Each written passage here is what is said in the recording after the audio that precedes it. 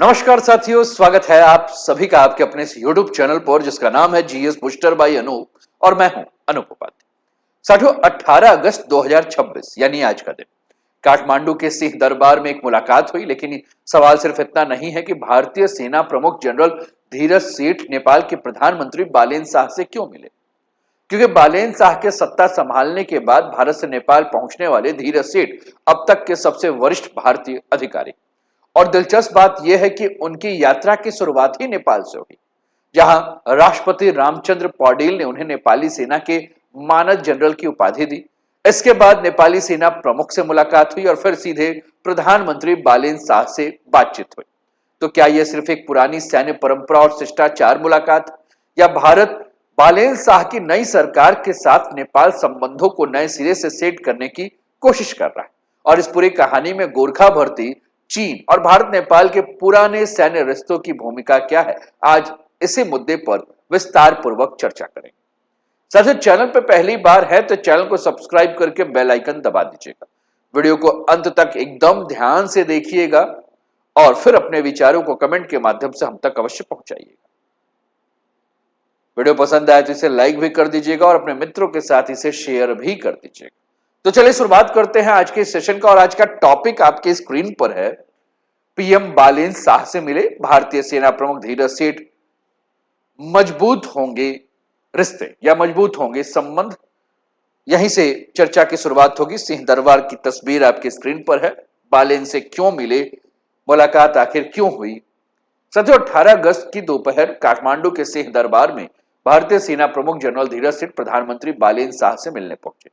नेपाल के रिपोर्टों के मुताबिक यह मुलाकात पहले से तय थी और इसे कर्टसी कॉल यानी शिष्टाचार भेंट के तौर पर रखा गया था। लेकिन अगर हम सिर्फ इसे एक सामान्य शिष्टाचार मुलाकात मानकर आगे बढ़ जाएं तो इस पूरी कहानी का असल महत्व जो है छूट जाएगा, क्योंकि इस मुलाकात का टाइमिंग काफी महत्वपूर्ण है। जनरल धीरज सेठ 17 से 19 अगस्त तक नेपाल की आधिकारिक यात्रा पर है और इस यात्रा की शुरुआत किसी सामान्य डिप्लोमेटिक मीटिंग से नहीं बल्कि नेपाल की सैन्य परंपरा से जुड़े एक बेहद महत्वपूर्ण सम्मान से हुई।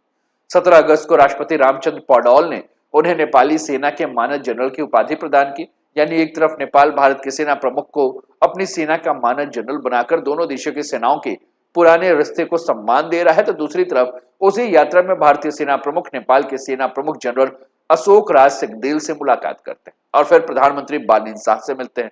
और अब यहाँ एक बात समझना बहुत ज्यादा जरूरी है कि बालेन शाह सिर्फ नेपाल के प्रधानमंत्री नहीं, उनके पास इस समय रक्षा मंत्रालय का प्रभार भी है। इसलिए भारतीय सेना प्रमुख और नेपाल के प्रधानमंत्री के बीच यह बातचीत सिर्फ फॉरेन पॉलिसी के स्तर पर बातचीत नहीं मानी जाएगी, यह सीधे डिफेंस और मिलिट्री कॉपरेशन से भी जुड़ती है। और यही वजह है कि नेपाली मीडिया ने इस यात्रा के एक और पहलू को खास तौर पर हाईलाइट किया है कि बालेन शाह के सत्ता संभालने के बाद भारत की तरफ से नेपाल आने वाले जनरल धीरज सेठ अब तक के सबसे वरिष्ठ भारतीय अधिकारी हैं। और इससे भी दिलचस्प बात यह है कि नेपाल ही जनरल धीरज सेठ की पहली विदेश यात्रा है। अब सवाल यह उठता है कि क्या इसे भारत की तरफ से बालेन सरकार को दिया गया कोई बड़ा पॉलिटिकल संदेश माना जाए? सबसे क्यों यहां थोड़ा रुकना बहुत जरूरी है, क्योंकि अभी तक जो भी उपलब्ध जानकारी है इसमें ऐसा कोई नया बड़ा डिफेंस एग्रीमेंट सामने नहीं आया। ना ही ये कहा जा सकता है कि इस मुलाकात के बाद भारत नेपाल संबंध अचानक किसी नई स्ट्रेटेजिक अलायंस में बदल गए। लेकिन डिप्लोमेसी में हर सिग्नल किसी एग्रीमेंट के रूप में नहीं आता। कभी कभी किसके मुलाकात किससे हुई है, कितनी जल्दी की गई है और किस स्तर पर की गई है, ये भी बातें जो है वो संदेश देती। और भारत के लिए नेपाल कोई सामान्य पड़ोसी देश नहीं है।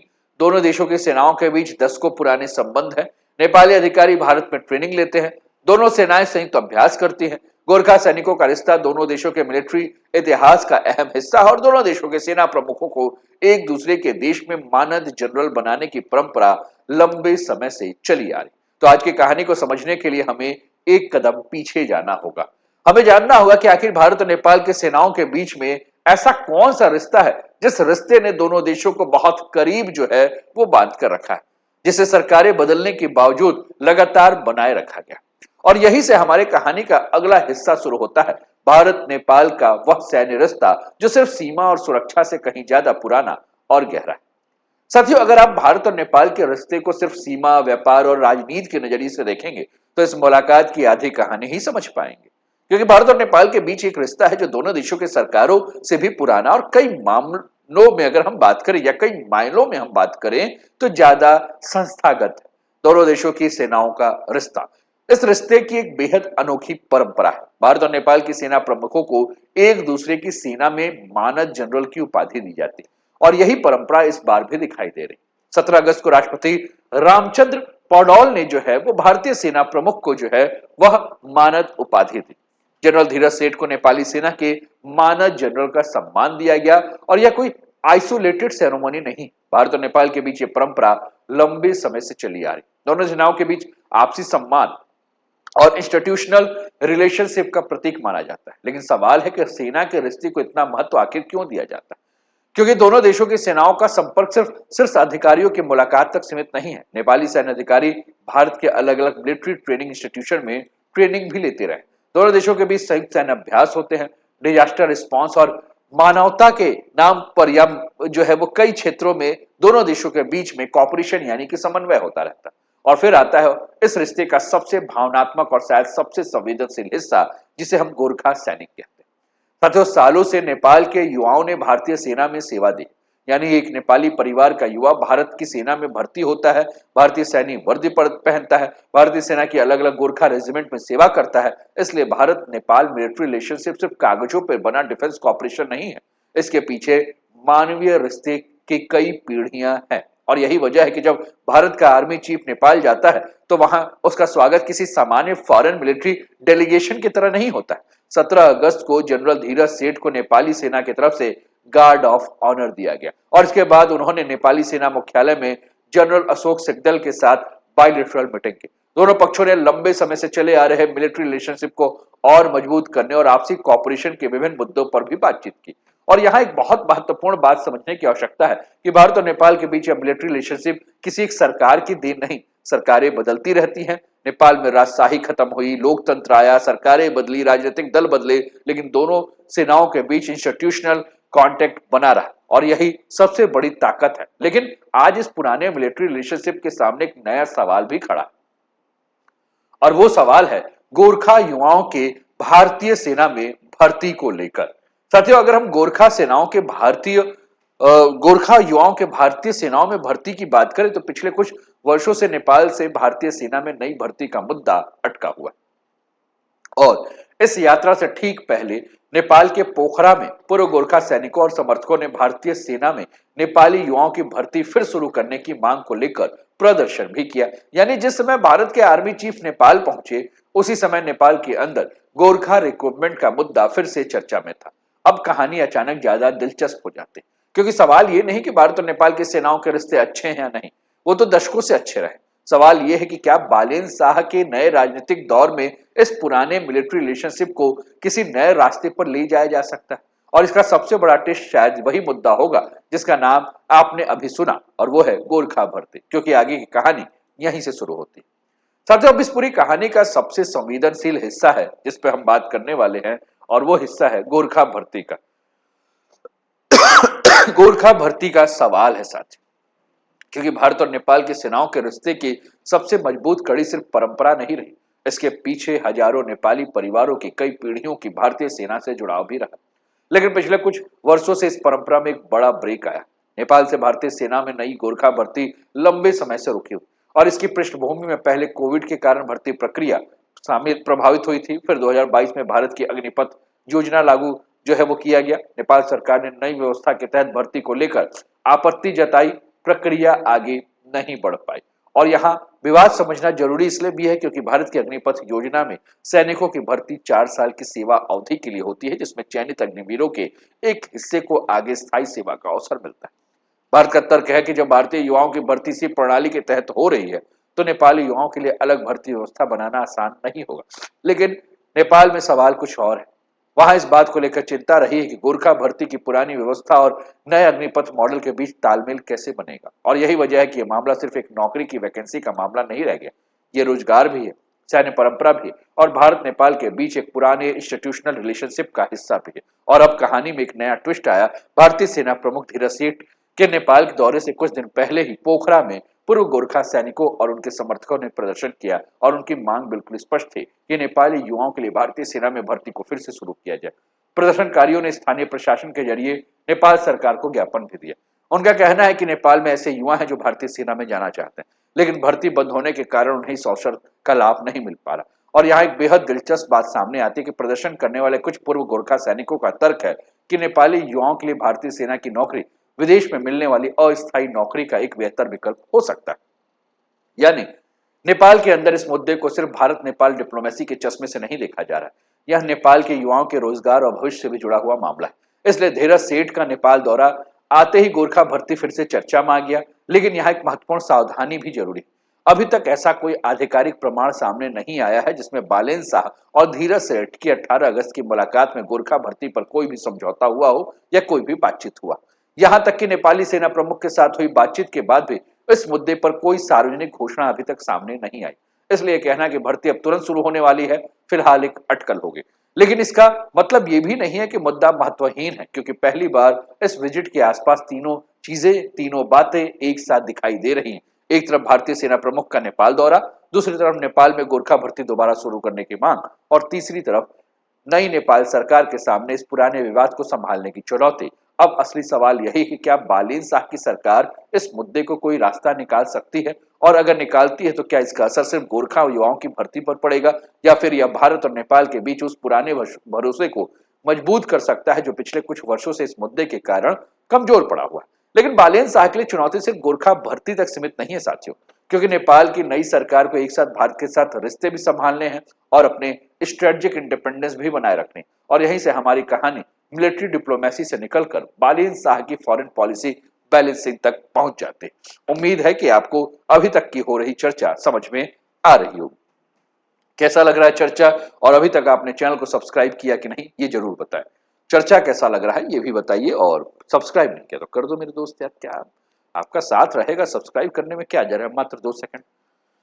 लेकिन ये समझिए कि भैया उस सब्सक्राइब करने के बाद मेरा मनोबल यहां से यहां तक चला जाए, खट ऊपर, है ना। तो फटाक से जो है वो सब्सक्राइब कर दीजिए कि इस चर्चा को हम और भी ज्यादा आगे बढ़ाएं। इस बात को जो है जो हम आपके साथ चर्चा कर रहे हैं इसको और भी ज्यादा आगे बढ़ाने का प्रयास करें आपके साथ। ठीक, चलिए अब हमने कहा कि मिलिट्री से हम आ जाते हैं कहां, फॉरेन पॉलिसी पर, बालेन शाह की नई विदेश नीति पर। भारत के साथ जो रिश्ते हैं वो किस दिशा में जा रहे हैं साथियों। अब तक हमने जो बात की वो गोरखा भर्ती और सैन्य रिश्ते की बात की, लेकिन बालेन शाह से जनरल धीरज सेठ की मुलाकात को समझने के लिए एक बड़ा बदलाव देखना हो। खुद बालेन शाह का डिप्लोमेटिक अप्रोच समझिए, क्योंकि प्रधानमंत्री बनने के शुरुआती महीनों में बालेन शाह ने ट्रेडिशनल डिप्लोमेटिक प्रोटोकॉल से दूरी बनाई रखी। नेपाल न्यूज की एक विस्तृत रिपोर्ट के मुताबिक कई महीनों तक उन्होंने काठमांडू में मौजूद विदेशी राजदूत के साथ अलग अलग 1-to-1 मीटिंग से परहेज किया, लेकिन अगस्त में उनके अप्रोच में जो है वो क्या आया, बदलाव दिखाई दिया। 10 अगस्त को बालेन शाह ने भारतीय राजदूत नवीन श्रीवास्तव से और फिर चीनी राजदूत झांग माउंग से अलग अलग मुलाकात की थी। उस पर मैंने एक वीडियो आपके लिए बनाया था, उम्मीद है कि उस वीडियो को आप लोगों ने जरूर देख लिया होगा। और इसका मैसेज ये नहीं था कि नेपाल ने भारत को चुना या चीन को, बल्कि मैसेज सीधा सा था कि काठमांडू दोनों बड़े पड़ोसियों के साथ सीधा संवाद करना चाहता, और यही नेपाल की फॉरेन पॉलिसी का सबसे बड़ी चुनौती है। और नेपाल भारत चीन के बीच में स्थित एक लैंडलॉक कंट्री है, इस पर भी हमने कई बार बात की।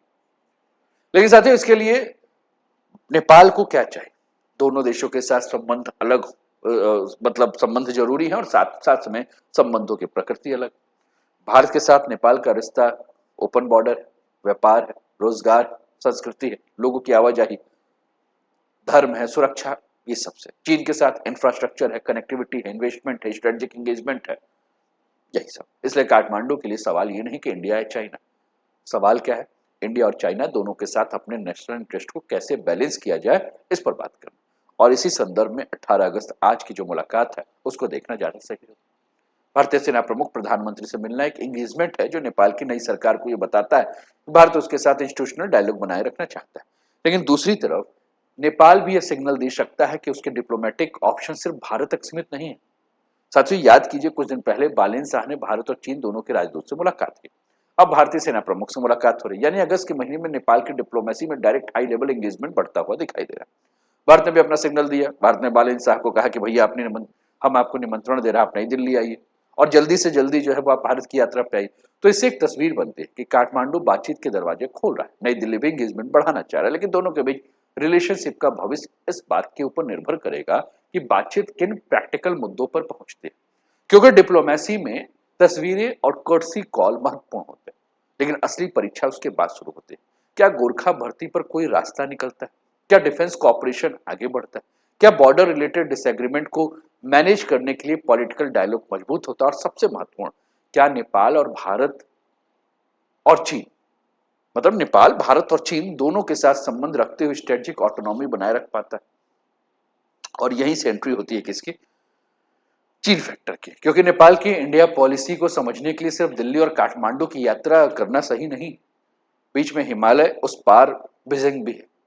और अगला सवाल यही है कि नेपाल में भारत और चीन की प्रतिस्पर्धा आखिर कितनी वास्तविक है और बालेंस शाह इस बैलेंस को किस तरह से जो है वो संभालना चाहते हैं। साथियों, अगर हम बात अब कर रहे हैं नेपाल में जिस प्रकार से चाइना का इंटरफियर बढ़ रहा है, भारत नेपाल के रिश्तों की किसी भी बड़ी जियोपॉलिटिकल कहानी से अलग करके जो है वो चाइना को नहीं देखा जा सकता। सवाल ये नहीं कि नेपाल भारत सरकार भारत को छोड़कर चीन की तरफ जा रहा है या नहीं। अभी ऐसा कोई निष्कर्ष अगर हम निकाल रहे हैं तो बहुत हड़बड़ी होगी। अब सवाल यह है कि नेपाल की आर्थिक और स्ट्रेटेजिक जरूरतों में चीन की भूमिका कितनी बढ़ रही है और इसका भारत पर क्या असर पड़ सकता है। नेपाल के लिए चीन सिर्फ एक पड़ोसी देश नहीं, वह इंफ्रास्ट्रक्चर, कनेक्टिविटी, इन्वेस्टमेंट का एक महत्वपूर्ण सोर्स है। चीन के साथ नेपाल की बातचीत में सड़क, सीमा पार कनेक्टिविटी, इंफ्रास्ट्रक्चर डेवलपमेंट प्रोजेक्ट जैसे मुद्दे लगातार महत्वपूर्ण हो रहे हैं। यानी आने वाले वर्षों में अगर नेपाल की कनेक्टिविटी नॉर्थ की तरफ बढ़ती है तो उसका स्ट्रेटेजिक महत्व भी बढ़ेगा। और यही भारत की चिंता शुरू होती है, क्योंकि भारत और नेपाल के बीच पहले से बहुत गहरी साउथवर्ड कनेक्टिविटी। नेपाल का बड़ा हिस्सा ट्रेड का जो है वो भारत के रास्ते, दोनों देशों के बीच खुली सीमा है, लोगों की आवाजाही है। इस पर हमने कई भी जो है वो चर्चा जो है काफी ज्यादा की हुई है। कई बार इस पर हमने बात किया कि कनेक्टिविटी से लेकर कॉरिडोर्स के लेकर, है ना, बहुत सारी चीजें जो है भारत और नेपाल के बीच में जुड़ा हुआ है। लेकिन हमें एक बात और भी ध्यान रखना है। क्या ध्यान रखना है? सच दोनों के बीच में रिलेशनशिप सब अच्छा है, बहुत बढ़िया है। चाइना के साथ जो है वो इन्वेस्टमेंट है, कॉपरेशन है, भारत के साथ एक अलग रिलेशन हमें देखने को मिल रहा है। लेकिन कहीं ना कहीं अगर हम भारत और नेपाल के रिश्तों में बात करें, जहां सबसे बड़ा तनाव देखने को मिलता है वो है सीमा विवाद। और बालीन के लिए सबसे कठिन परीक्षा अगर कुछ है तो सीमा विवाद। सचिव, गोरखा भर्ती एक संवेदनशील मुद्दा है। नेपाल भारत तथा चीन दोनों के साथ अपने रिश्ते संतुलित करने की भी कोशिश कर रहा है। लेकिन जब हम बात सीमा विवाद को लेकर आते हैं तो हम जानते हैं कि भारत और नेपाल के बीच में लगभग 1850 किलोमीटर से ज्यादा लंबी खुली सीमा है। दोनों देशों के बीच अधिकांश सीमा को लेकर लंबे समय से व्यवस्था बनी हुई है, लेकिन कुछ हिस्सों में विवादित भी है जिसको हम बात कर रहे हैं। चाहे हम लिपू लेक की बात करें, काला पानी की बात करें, लिम्पिया धुरा का बात करें, जहां भारत और नेपाल अपने अलग अलग दावे को लेकर विवाद की जड़ 1816 की सुगौली संधि और उसके बाद महाकाली नदी के उद्गम स्रोत को लेकर।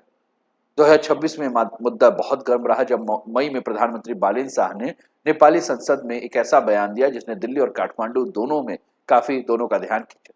उन्होंने कहा कि सिर्फ भारत पर नेपाली जमीन का अतिक्रमण का आरोप नहीं है, नेपाल ने भी कुछ जगहों पर भारतीय जमीन पर अतिक्रमण किया। और इस बयान ने नेपाल के भीतर राजनीतिक बहस पैदा कर दी और भारत नेपाल सीमा विवाद सुर्खियां में आ गया। लेकिन बालीन के बयान का एक दूसरा पहलू भी था। उन्होंने सीमा विवाद को सिर्फ राजनीतिक आरोप प्रत्यारोप के रूप में देखने के बजाय संयुक्त विशेषज्ञ, इतिहासकार, सर्वेक्षण विशेषज्ञ के जरिए समाधान ढूंढने की भी बात उठाई। यानी उनका अप्रोच कम से कम बयान के स्तर पर यह था कि विवाद को किसी न किसी इंस्टीट्यूशनल मैकेनिज्म के जरिए आगे बढ़ाया जाए। तो साथियों, ध्यान देने योग्य बात यह है कि एक तरफ यही बालिन सरकार भारत के साथ सीमा की संवेदनशील मुद्दे पर अपना दावा और चिंता सामने रख रही, तो दूसरी तरफ उसी सरकार के प्रधानमंत्री भारतीय सेना प्रमुख से मुलाकात कर, और यहीं पे भारत और नेपाल के रिश्ते की कॉम्प्लेक्सिटी समझ में आती। एक ही समय में दोनों देशों के बीच कॉपरेशन भी हो सकता है, डिसएग्रीमेंट भी हो सकता है, सेना के स्तर पर सम्मान और बातचीत चल सकती है, लेकिन दूसरी तरफ सीमा को लेकर राजनीतिक मतभेद भी बने रह सकते। इसलिए धीरज सेठ और बालिन शाह की मुलाकात को सीमा विवाद के समाधान के रूप में देखना सही नहीं होगा। लेकिन ये जरूर महत्वपूर्ण है कि ऐसे राजनीतिक मतभेदों के बावजूद हाई लेवल मिलिट्री डायलॉग जारी है। और भारत के लिए इसलिए भी महत्वपूर्ण है क्योंकि लिपू लेक वाला क्षेत्र केवल नक्शे पर एक डिस्प्यूटेड पॉइंट नहीं, यह भारत, नेपाल और चीन के करीब आने वाला एक स्ट्रेटेजिक क्षेत्र है। लिपू लेक का इस्तेमाल कैलाश मानसरोवर यात्रा के रूट में किया जाता है और अभी 1 अगस्त से जो है इस व्यापार के लिए भी इसको खोल दिया गया। यानी ये मामला सिर्फ इंडिया और नेपाल का नहीं, ये तीनों देशों की स्ट्रेटेजिक इंटरेस्ट से जुड़ा हुआ मामला, जिसमें भारत, नेपाल और चाइना तीनों हमें देखने को मिलता है।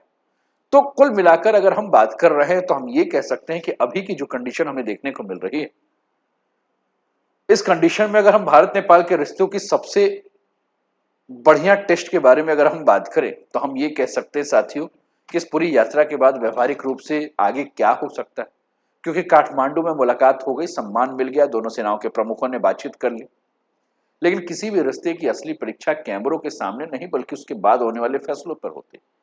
भारत के लिए सबसे जरूरी बात है वो है कंटिन्यूटी, यानी नेपाल में राजनीतिक नेतृत्व बदलता रहे लेकिन दोनों देशों के बीच डिफेंस और सिक्योरिटी कम्युनिकेशन में कोई बड़ा वैक्यूम ना आए, और इसके लिए सबसे पहले मिलिट्री टू मिलिट्री डायलॉग को लगातार बनाए रखना जरूरी है। दूसरा मुद्दा है वह है गोरखा भर्ती, यानी कि यह सिर्फ भर्ती से शुरू होने या करने का सवाल नहीं, अगर इस पर कोई रास्ता निकलता है तो दोनों पक्ष को ऐसी व्यवस्था पर सहमत होना होगा जो भारत की मौजूदा मिलिट्री रिक्रूटमेंट पॉलिसी और नेपाल की चिंताओं दोनों को एकोमोडेट कर सके। और तीसरा मुद्दा है वह हाई लेवल पॉलिटिकल एंगेजमेंट। धीरज सेठ की मुलाकात को अगर आप आगे किसी ठोस डिप्लोमेटिक एंगेजमेंट में बदलना चाहते हैं तो आने वाले समय में बालेन शाह और नई दिल्ली के बीच डायरेक्ट पॉलिटिकल डायलॉग बहुत ज्यादा महत्वपूर्ण हो, क्योंकि सेना दोनों देशों के बीच एक मजबूत इंस्टीट्यूशनल ब्रिज हो सकती है, लेकिन ट्रेड कनेक्टिविटी, बॉर्डर और फॉरेन पॉलिसी जैसे बड़े मुद्दे का समाधान राजनीतिक स्तर पर ही होगा। चौथा जो सबसे मुश्किल मुद्दा है वो है भरोसा। भारत को यह दिखाना होगा कि नेपाल के साथ उसका रिश्ता सिर्फ सिक्योरिटी कंसर्न तक सीमित नहीं है।